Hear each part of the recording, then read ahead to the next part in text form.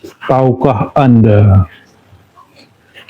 bahwa pernah terjadi peristiwa di dunia Islam di mana negara memaksa para ulama untuk menyatakan bahwa Al-Quran adalah makhluk, yang menolak dipenjara, disiksa, bahkan terancam dibunuh. Salah satu korban utama dari peristiwa itu adalah Imam Ahmad bin Hambal, pendiri mazhab Hambali. Tapi menariknya, ada juga ulama besar seperti Imam Syafi'i yang bisa lolos, bukan karena kompromi, tapi karena kecerdasan berdiplomasi. Itulah kisah yang penuh hikmah dari masa kekhalifahan Abbasiyah. Assalamualaikum warahmatullahi wabarakatuh.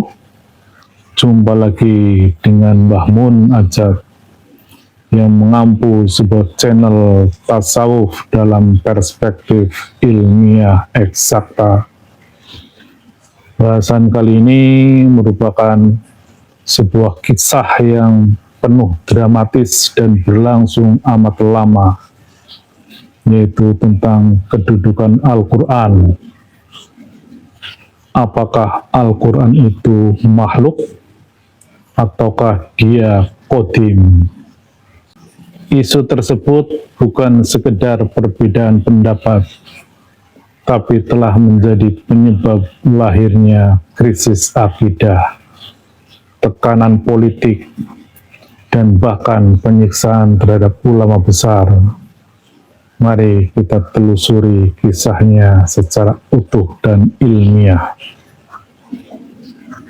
Hal yang melatar belakangi hal tersebut yaitu terjadi pada zaman Abbasiyah, di mana pada saat itu ilmu pengetahuan berkembang amat pesat.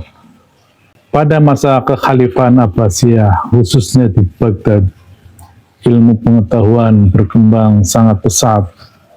Filsafat Yunani diterjemahkan ke dalam bahasa Arab, dan ada institusi yang amat terkenal yaitu Baitul Hikmah.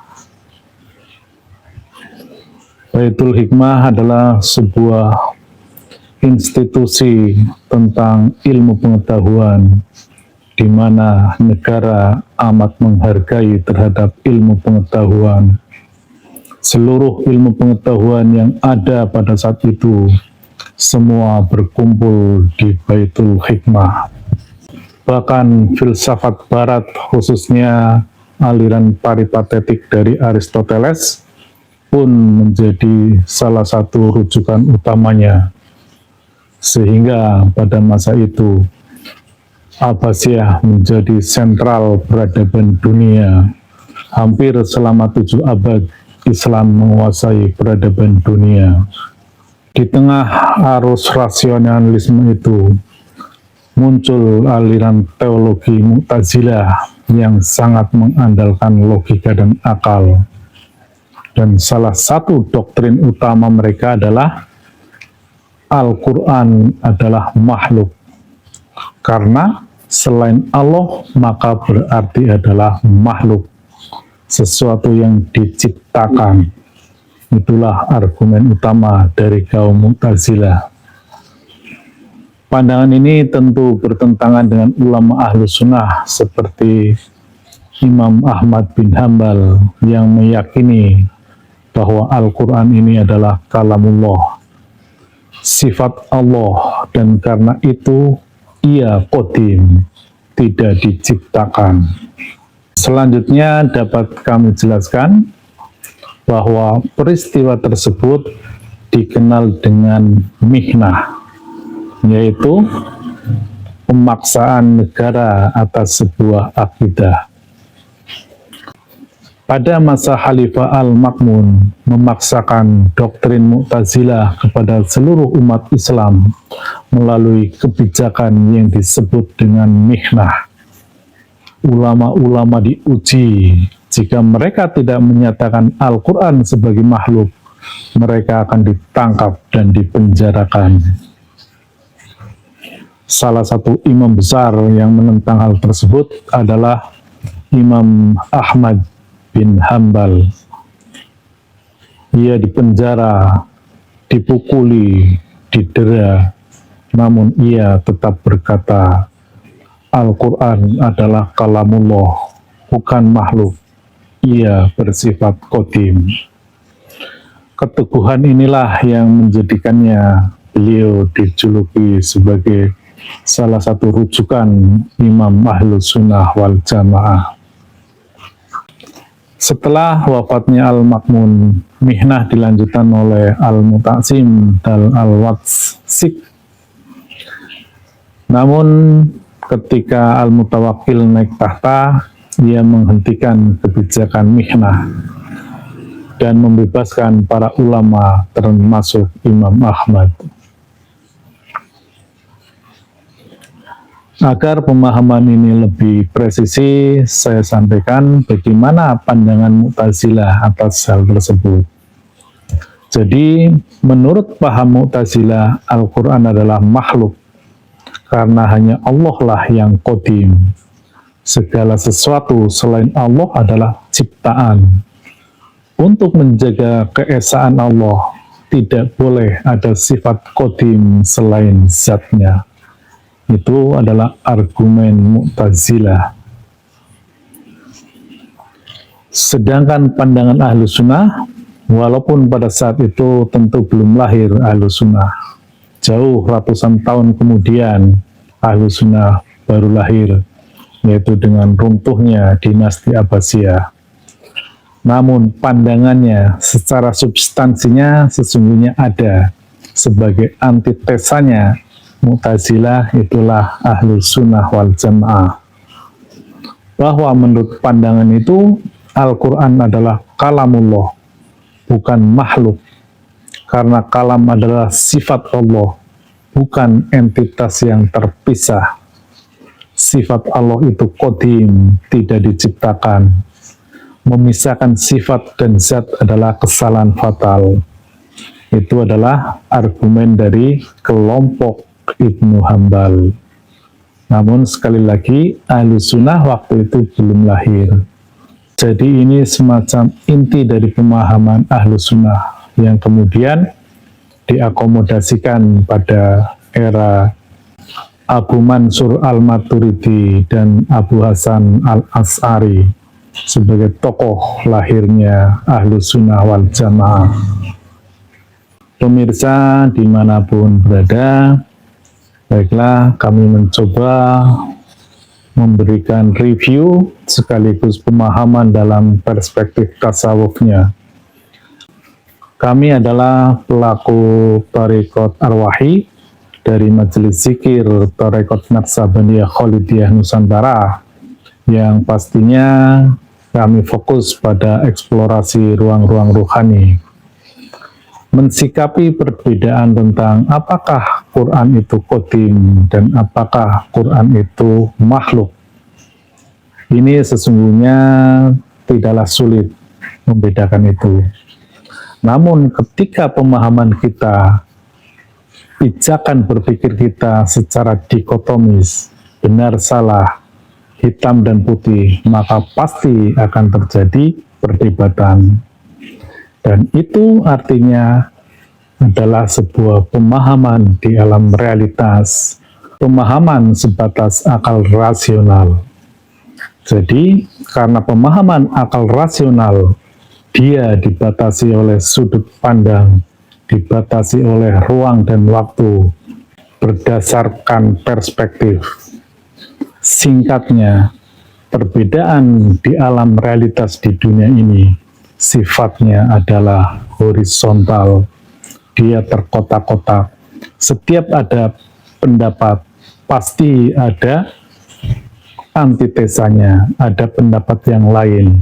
Tidak mungkin terjadi satu pendapat. Karena itu sifatnya horizontal. Dia dipengaruhi oleh ruang dan waktu. Berbeda dengan ilmu qadim, ilmu rohani. Pemahaman dalam perspektif ruhani sifatnya adalah vertikal, sehingga tidak ada perbedaan dan tidak dipengaruhi oleh ruang dan waktu karena sifatnya qadim. Siapapun ketika masuk dalam perspektif qadim, yang ada hanyalah pendapat yang satu, jalan yang satu. Dia bisa berbeda hanya sebatas makomnya. Semisal seseorang berpendapat A, maka kemungkinan yang terjadi adalah A aksen, A double aksen, A triple aksen. Karena itu sifatnya makom, sifatnya hierarkis, sifatnya vertikal. Karena itu jalan yang sama. Itulah yang membedakan antara pemahaman di level rasional, di level alam materi, dengan alam qadim, alam rohani. Para pemirsa dimanapun berada, memahami perbedaan pendapat tentang apakah Quran itu qadim dan apakah Quran itu makhluk yang terjadi di era Abbasiyah, yang telah menghasilkan sebuah konflik yang berkepanjangan. Banyak sekali ulama-ulama yang menjadi korban pada saat itu. Dalam perspektif tasawuf, menjelaskan hal tersebut adalah sesuatu yang biasa-biasa saja. Itu adalah perdebatan dimensional. Semuanya bisa benar, semuanya bisa salah, tergantung di dimensi mana kita menyatakan hal tersebut. Ketika kita menyatakan kalamullah adalah kalam Allah, itu bagian dari sifat Allah, itu bagian dari af'al Allah. Ketika itu berada di alam maha qadim, maka sesungguhnya itu sesuatu yang tidak bisa diketahui. Dia tidak terdefinisi dan dia tidak terdeskripsi. Sehingga tidak mungkin kita mendiskusikan kalamullah pada perspektif itu. Kalamullah di alam maha qadim tidak mungkin bisa didiskusikan. Selanjutnya Allah menurunkan derajatnya. Kalamullah turun menjadi kalam qadim. Bentuknya adalah cahaya atau partikel gelombang. Kalamullah dalam bentuk cahaya sudah bisa dikenali oleh hamba-hamba yang disucikan ruhaniyahnya. Sebagaimana Al-Waqi'ah 78 dan 79. Al-Quran terpelihara di Lauh Mahfuz dan tidak ada seorang pun yang bisa menyentuhnya kecuali hamba-hamba yang disucikan. Jadi sudah jelas Al-Quran di Lauh Mahfuz sifatnya qadim. Namun pada level tersebut sudah bisa dibaca oleh hamba-hamba yang ruhaniyahnya disucikan. Itulah para penerima pewahyuan. Kita mengenal ada Nabi Musa, Nabi Daud, Nabi Isa, dan Nabi Muhammad.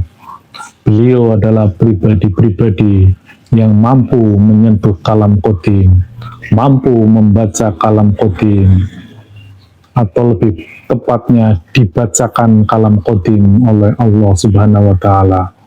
Dan kemudian mewujud di alam realitas ini menjadi Taurat, Zabur, Injil, dan Al-Quran.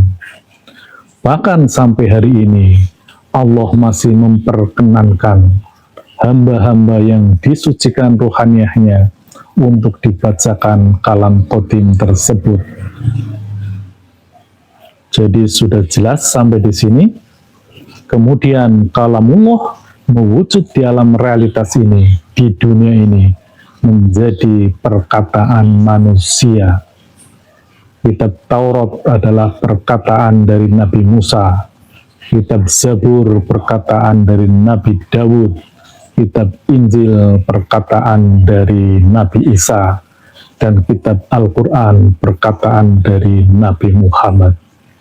Tidak mungkin malaikat berbicara di alam realitas di dunia ini. Tidak mungkin Allah berbicara di alam realitas di dunia ini. Allah mempunyai sistem, dan sistem itu amat rasional. Saudara pemirsa dimanapun berada, jadi jelaslah dalam perspektif tasawuf, dalam ilmu yang kami pelajari, memahami kalamullah, ternyata sifatnya gradatif. Kalamullah ketika berada di alam ketuhanan, maka sifatnya ia maha qadim, tidak terdefinisi dan tidak terdeskripsi. Jangankan dikenali, didiskusikan saja tidak akan mampu menjangkaunya. Kemudian kalamullah di alam qadim, namanya adalah kalam qadim. Di situ bentuknya adalah cahaya, nur atau partikel gelombang. Kemudian kalamullah di alam realitas ini adalah menjadi kalam atau perkataan manusia. Dia bisa dikenali, bisa ditransfer,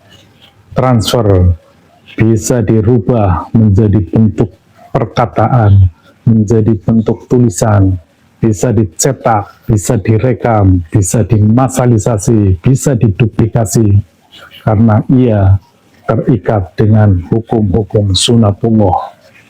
Itulah kalamullah di alam nyata, di alam materi, di alam dunia ini.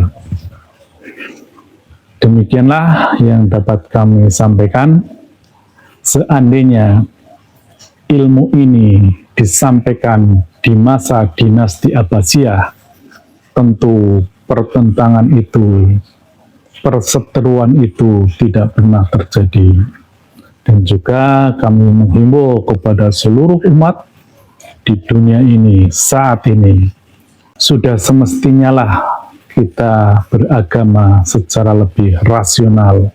Kita memahami hal-hal yang sifatnya universal, karena Allah menurunkan agama itu untuk semesta, bahkan tidak hanya untuk manusia, tetapi untuk mengatur semesta ini, sehingga pastilah sifatnya universal. Dia adalah rahmatan lil alamin. Demikian, illahi anta maksudi waridho kamatlubi. Assalamualaikum warahmatullahi wabarakatuh.